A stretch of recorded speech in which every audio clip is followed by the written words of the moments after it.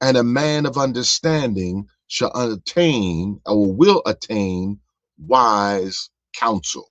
So, first of all, I don't want us, and I believe the Spirit of the Lord wants us to clarify, does not mean even when it's talking about a young man, or he is not limited just to men or males, because we need not only our men and our males, our boys, our teenagers to make right decisions. This is a principle that transcends gender.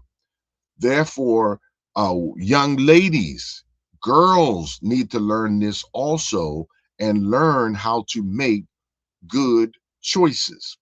Now, it's not that we are called to always make perfect choices, especially starting out, because life and life's experiences teach us. And that's what we have made several times as we teach, to understand that wisdom, in its simple rudiment definition, is what is learned from experience.